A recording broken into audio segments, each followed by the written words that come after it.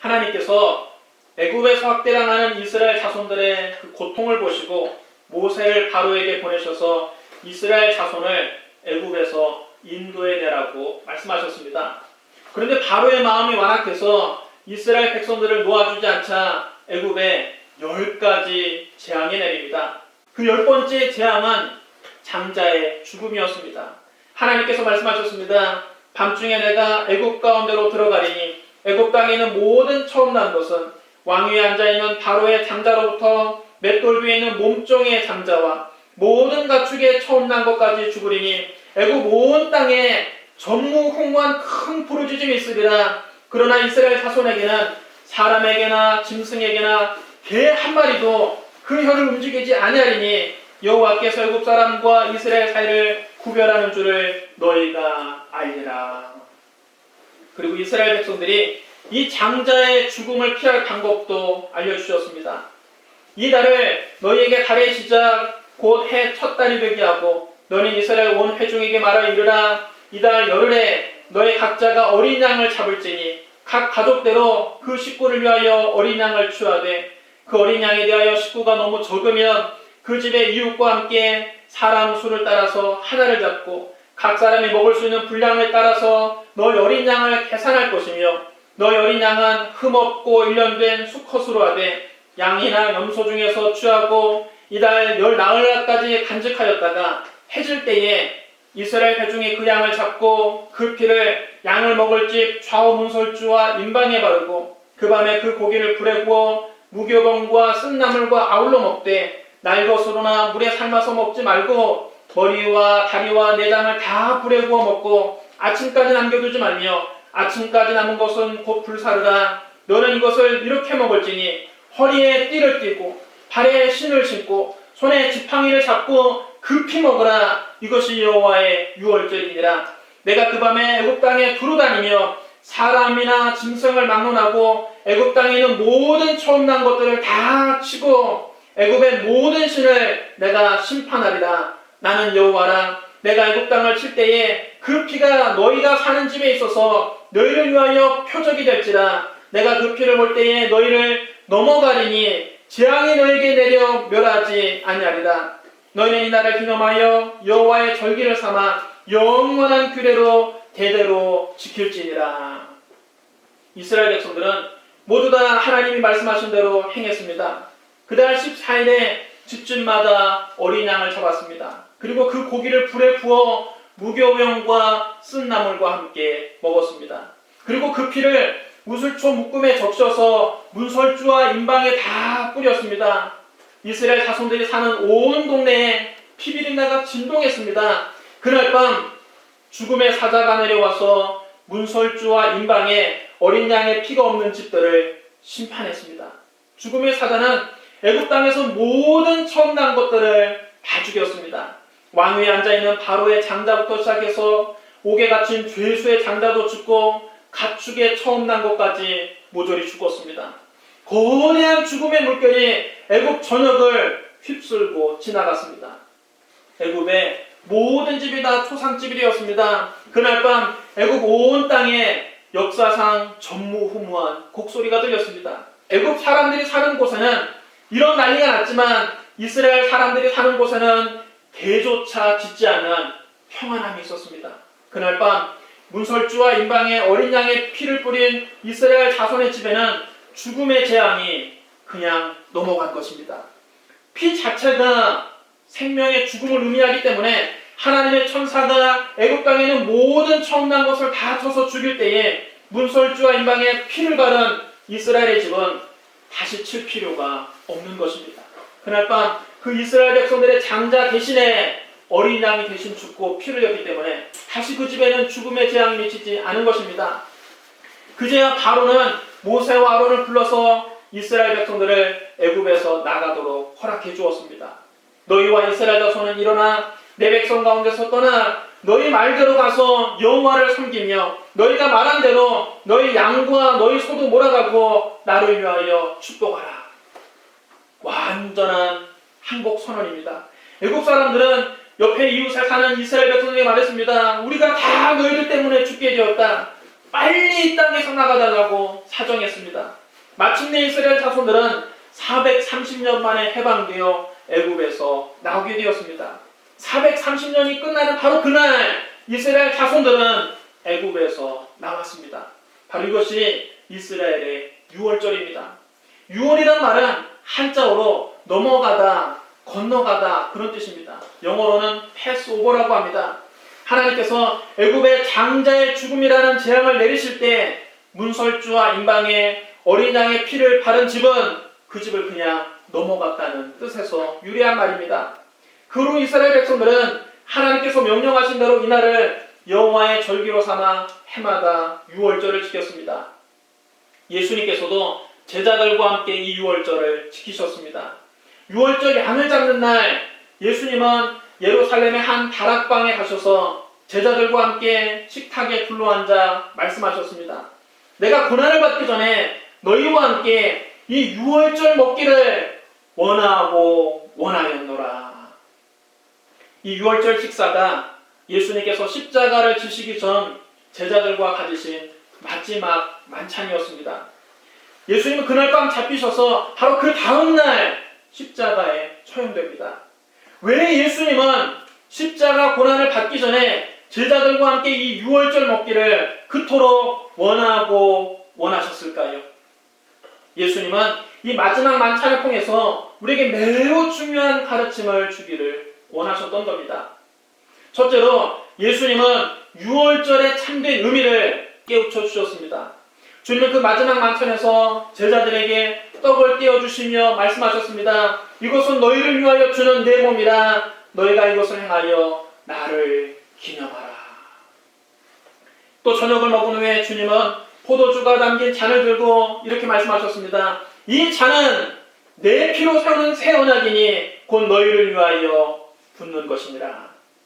예수님께서 제자들에게 떼어주신 떡은 바로 유월절날 먹는 누룩이 들어가지 않은 떡, 무교병을 먹었던 것입니다. 이 누룩 없는 떡은 흠없는 예수 그리스도의 몸을 상징하는 것입니다. 또 예수님께서 제자들에게 마시게 하신 포도주는 십자가에서 흘리신 예수 그리스도의 보혈을 의미하는 것입니다. 예수님께서 우리를 대신해서 십자가를 지심으로 유월절을 진정으로 완성하신 것입니다. 구약의 유월절은 바로 예수 그리스도의 십자가의 그림자입니다. 예수 그리스도의 십자가가 바로 유월절의 실체입니다. 왜 하나님이 이스라엘 백성을 유월절을 통해서 구원하셨느냐? 바로 예수님의 십자가를 통해서 온 인류를 구원하실 것을 모형과 그림자로서 보여주신 것입니다. 유월절에 잡은 그 흠없는 어린 양은 아무 흠도 없는 하나님의 어린 양 예수 그리스도를 상징하는 것입니다. 문설주와 임방에 발랐던 그 어린 양의 피는 십자가에서 흘리신 우리 주 예수 그리스도의 피를 상징하는 것입니다. 고린도전서 5장 7절에 이렇게 기록되어 있습니다. 우리의 유월절 양 곧 그리스도께서 희생되셨느니라. 여러분 따르셔야 합니다. 우리의 유월절 양, 예수 그리스도. 바로 예수 그리스도가 우리의 유월절 양이십니다. 우리 주 예수 그리스도는 흠없는 어린 양으로 이 세상에 오셨습니다. 예수님은 죄가 전혀 없으신 분입니다. 첫사람 아담은 하나님 말씀에 불순종하고 죄를 범했습니다. 아담의 씨를 받아 태어난 모든 인류는 다 원죄를 가지고 태어납니다. 태어날 때부터 벌써 죄의 본성을 가지고 태어납니다. 내가 원하든 원하지 않든 자꾸만 죄에 이끌려 미혹되고 죄를 짓고 맙니다. 자기를 주신 하나님을 알지도 못하고 죄의 유혹을 이기지도 못합니다. 그러나 예수님은 아담의 씨를 받아 태어나지 않으셨습니다. 주님은 동정녀 마리아의 몸에 성령으로 잉태되어 이 세상에 오셨습니다. 모든 인류는 다 아담의 후손이지만 예수님만은 여자의 후손으로 이 세상에 오신 겁니다. 그러므로 예수님께는 원죄가 없으십니다.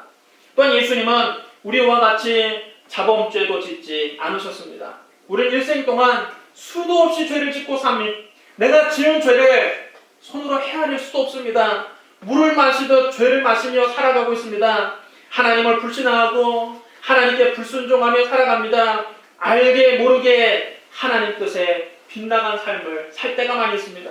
그러나 예수님은 이 세상에 오셔서 33년 동안 사시는 동안 단 한 번도 하나님의 뜻을 어기신 적이 없습니다.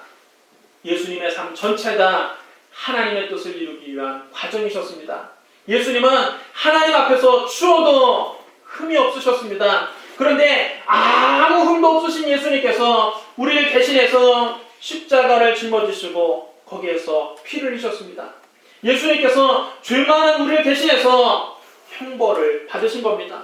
우리가 받아야 될 모든 심판을 예수님께서 대신 받으신 겁니다. 따라서 예수 그리스도의 피를 마음의 문설주와 마음의 임방에 받은 사람들은 장차 하나님의 진노의 심판을 받지 않게 됩니다. 그 피가 마음속에 큰 증거가 됩니다. 우리는 십자가에 설리신 예수 그리스도의 피를 통해서만 죄를 짓고 하나님의 심판을 면하게 되는 것입니다. 그럼 여러분, 6월절은 나와는 아무런 상관이 없는 이스라엘 백성들만의 전통 명절이 아닙니다. 우리는 신앙생활하면서 반드시 이 6월절 체험이 있어야 합니다. 예수님의 십자가 보혈을 내 마음속에 선명하게 바르는 것이 바로 중생의 체험입니다. 여러분, 인간의 행위로 구원을 받을 수 없습니다. 예수 그리스도의 십자가 은혜를 믿으면 구원받고 예수 그리스도의 십자가를 믿지 않으면 구원받지 못하는 겁니다. 마치 구약시대 문설주와 임방에 어린 양의 피를 바른 가정은 재앙이 넘어갔지만 어린 양의 피를 바르지 않은 가정은 심판을 받았던 것과 같습니다. 오늘 여러분, 우리도 예수 그리스도의 보혈로 죄를 씻은 사람만이 사망의 형벌에서 벗어나 영생을 얻을 수 있는 것입니다. 또한 6월절은 이스라엘 백성들이 해방된 것을 기념하는 절기입니다. 여러분, 우리도 마찬가지입니다. 우리도 과거에 예수님을 믿기 전에는 모두 다 마귀와 죄, 종노릇하며 살아왔습니다. 바로와 애굽 사람들이 이스라엘 백성들을 채찍으로 억압했던 것처럼 사탄과 귀신들도 우리를 죄와 사망의 채찍으로 억압해왔습니다. 우리는 마귀에게 시달리고 죄에 끌려다니고 사망을 두려워하면서 늘 살아오지 않았습니까? 그러나 그리스도 예수 안에 우리는 죄와 사망의 법에서 완전히 해방된 것입니다. 로마서 8장 1절 2절은 이렇게 선포합니다. 그러므로 이제 그리스도 예수 안에 있는 자에게는 결코 정죄함이 없나니 이는 그리스도 예수 안에 있는 생명의 성령의 법이 죄와 사망의 법에서 너를 해방하였습니다. 할렐루야. 우리는 다 과거에 마귀에게 종노릇하고 죄 때문에 늘 좌절하고 죽음 앞에 절망하면서 살아왔습니다. 마귀가 이끄는 대로 살아왔습니다. 죄를 안 지려고 발버둥치고 착하게 살아야다고 결심했지만 하루도 못 가서 또 죄를 짓고 좌절했습니다.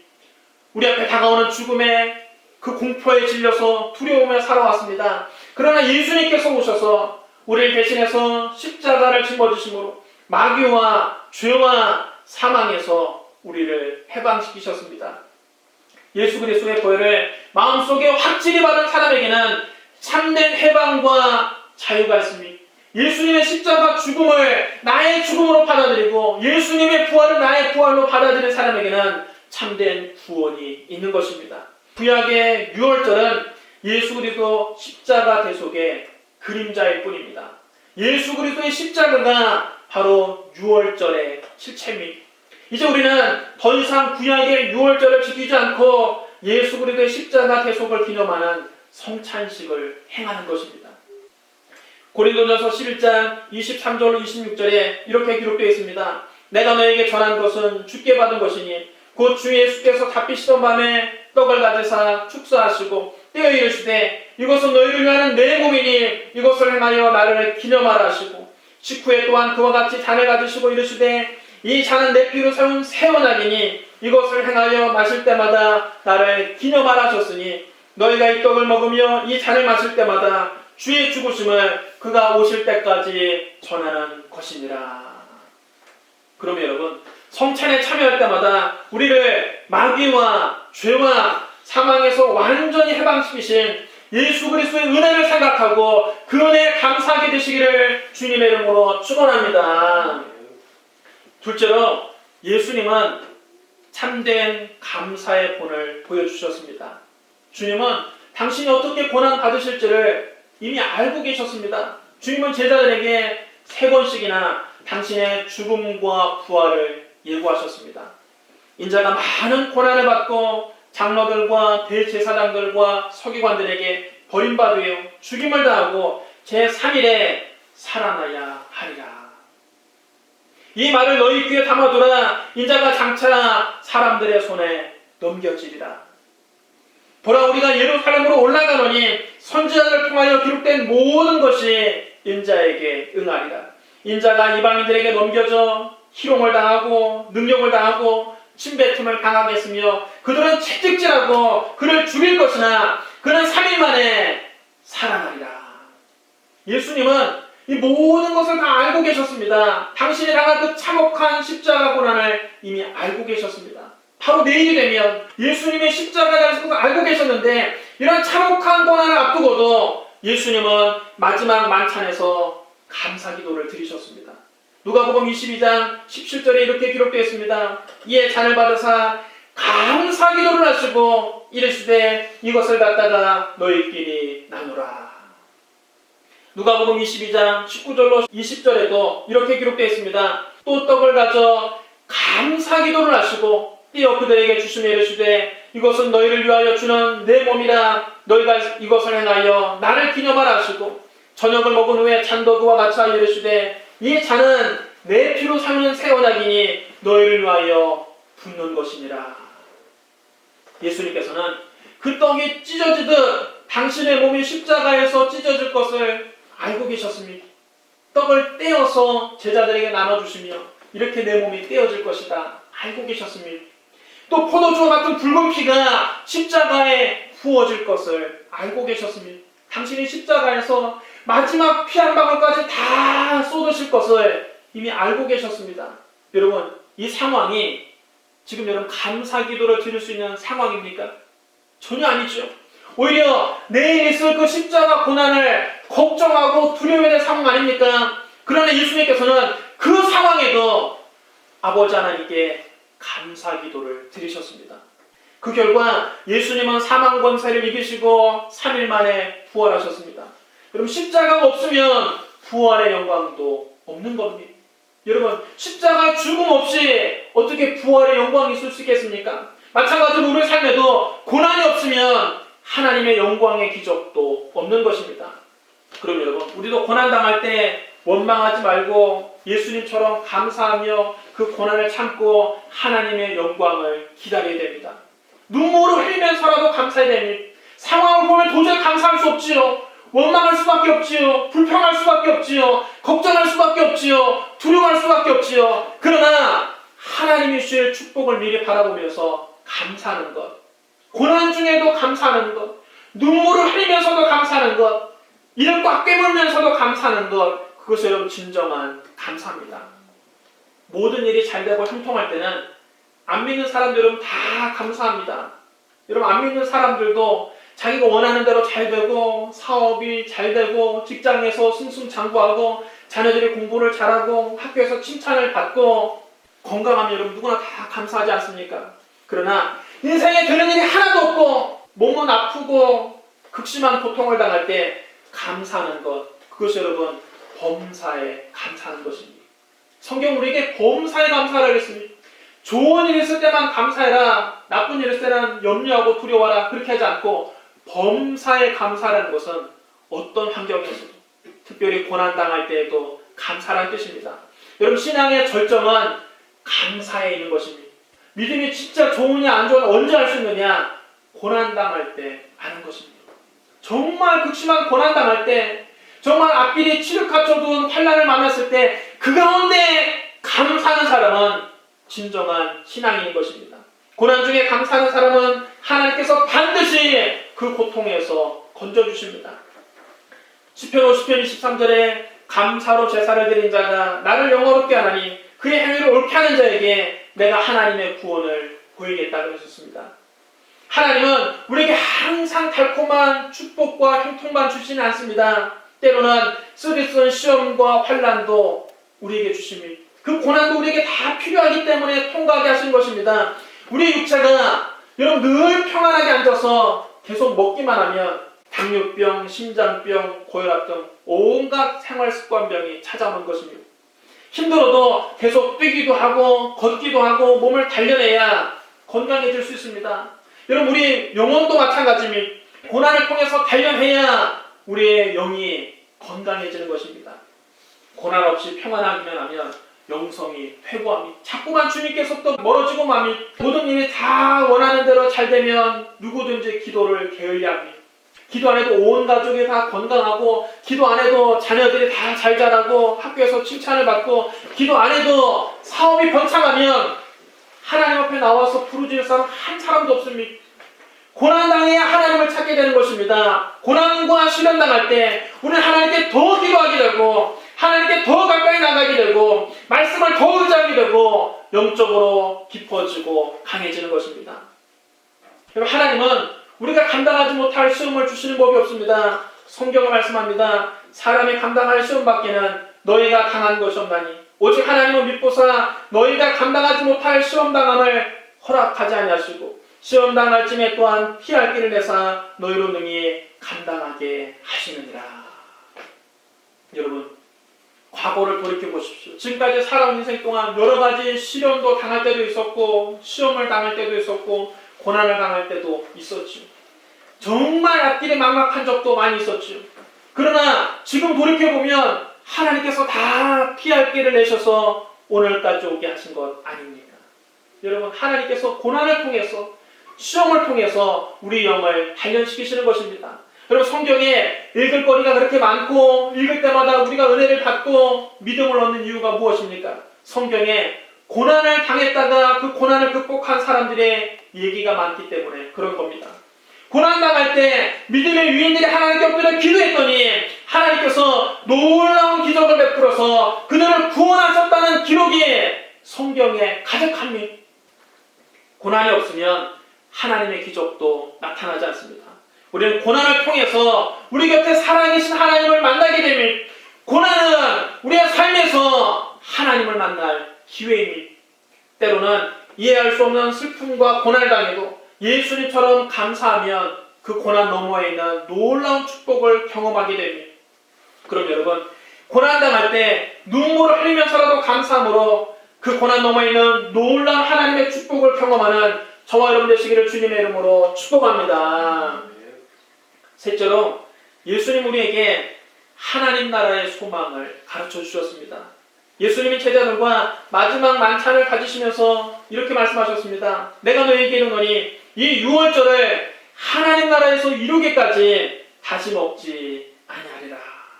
또 잔을 나누시면서도 이렇게 말씀하셨습니다. 내가 너희에게 이르노니 내가 이제부터 하나님 나라가 임할 때까지 포도나무에서 난 것을 다시 마시지 아니하리라. 여러분, 이 말씀 무슨 뜻입니까? 장차 하나님의 나라에서 새 포도주를 마실 날이 반드시 있다는 뜻입니다.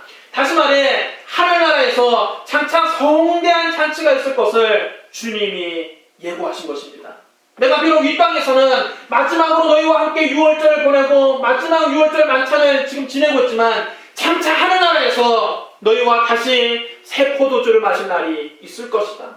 장차 하늘나라에서 너희와 함께 잔치를 벌일 날이 있을 것이다. 사도 바울도 우리에게 이렇게 말했습니다. 너희가 이 떡을 먹으며 이 잔을 마실 때마다 주의 죽으심을 그가 오실 때까지 전하는 것이니라. 여러분, 우리가 성찬에서 떡을 먹으며 이 잔을 마실 때마다 주의 죽으심을 언제까지 전하는 것이라고요? 그가 다시 오실 때까지. 그가 다시 오실 때까지 전하는 것입니다. 이 말씀 속에는 주님이 반드시 다시 오신다는 확신이 들어있는 것입니다. 그러므로 우리 성찬에 참여할 때마다 주님이 다시 오실 것을 기다려야 하는 것입니다. 주님이 다시 오실 때 우리가 하는 이 성찬이 완성되는 것입니다. 성찬의 궁극적인 완성은 이 땅을 사는 것이 아니라 주님이 다시 오시는 날이 이루어집니다. 그 성찬의 완성이 좀 어떻게 이루어집니까? 요한계시록에 보면 주님의 재림하시는 그 절정의 순간에 갖게 될 황홀한 혼인잔치가 생생하게 묘사되어 있습니다. 우리가 즐거워하고 크게 기뻐하며 그에게 영광을 돌리세 어린 양의 혼인기약이 이르렀고 그의 아내가 자신을 준비하였으므로 그에게 빛나고 깨끗한 세마포 옷을 입히도록 허락하셨으니 이 세마포옷은 성도들의 옳은 행실이로다 하더라. 천사가 내게 말하기를 기록하라. 어린 양의 혼인잔치에 청함을 받은 자들은 복이 있도다. 주께서 장차 호령과 천사장의 소리와 하나님의 나팔 소리로 친히 하늘로부터 강림하실 때 우리 믿는 사람들은 다 구름 속으로 끌어올려질 것입니다. 우리는 공중에서 주님을 영접하게 될 것입니다. 거기에서 성대한 혼인잔치가 벌어질 것입니다. 바로 어린 양의 혼인잔치입니다.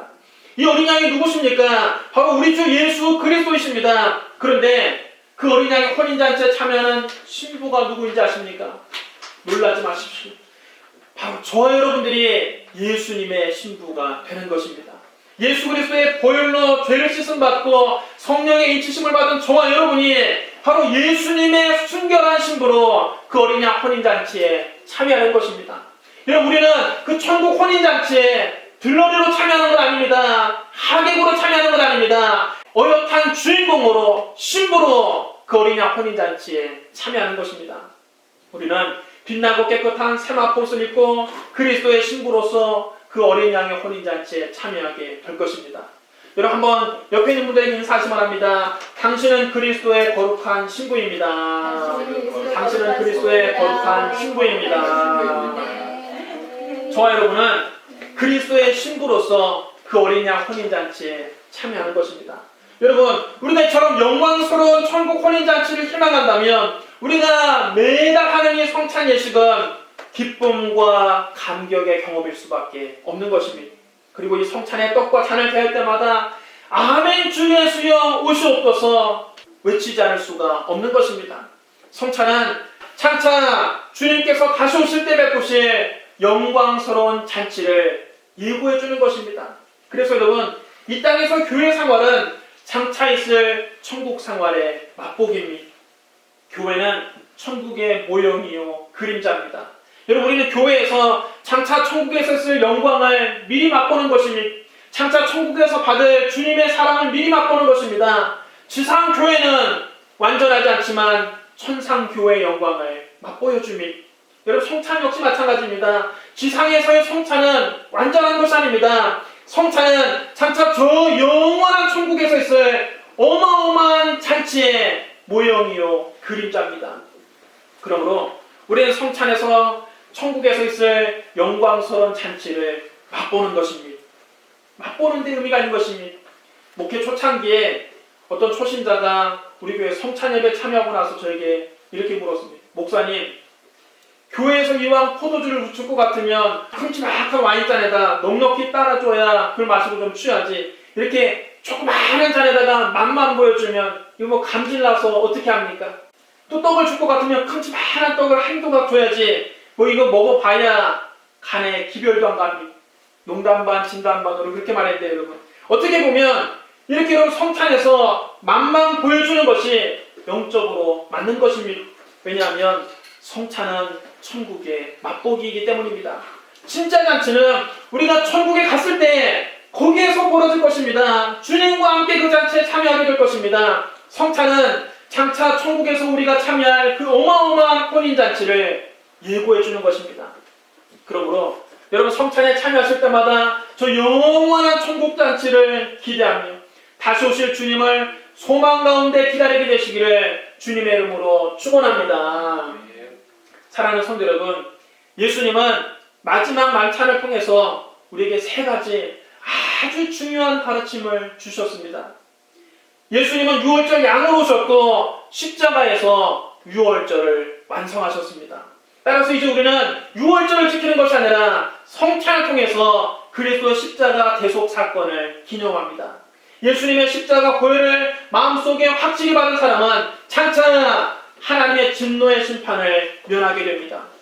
예수님은 십자가의 참혹한 고난 앞에서도 감사하셨습니다.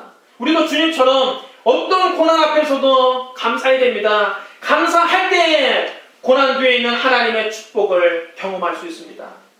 죽음을 이기고 부활하신 예수님은 하늘로 올라가셨습니다. 떠나셨던 주님은 속히 이 세상에 다시 오실 것입니다. 우리 성찬에 참여할 때마다 다시 오실 주님을 간절히 기다리고 저 영원한 천국에서 있을 엄청난 잔치를 소망하는 것입니다. 오늘 성찬에 참여하실 때 주님이 가르쳐 주신 이 놀라운 은혜가 여러분 삶에 풍성하게 되시기를 주님의 이름으로 축복합니다. 우리 기도하겠습니다. 사랑과 은혜가 풍성하신 하나님 아버지, 예수님이 친히 우리의 유월절 양으로 오셔서 우리 대신해서 십자가에서 몸을 찢고 우리 대신해서 피를 흘려 우리의 죽음을 대신 담당해 주시니 감사합니다. 우리를 죄와 사망의 법에서 완전히 해방시켜 주시니 감사합니다. 오늘 성찬을 통해서 그 예수님 우리 마음속에 모시고 예수님과 함께 살기를 원합니다. 아버지, 예수님의 감사하셨던 것들은 어떤 고난 앞에서도 우리가 하나님께 감사하게 하여 주시옵소서.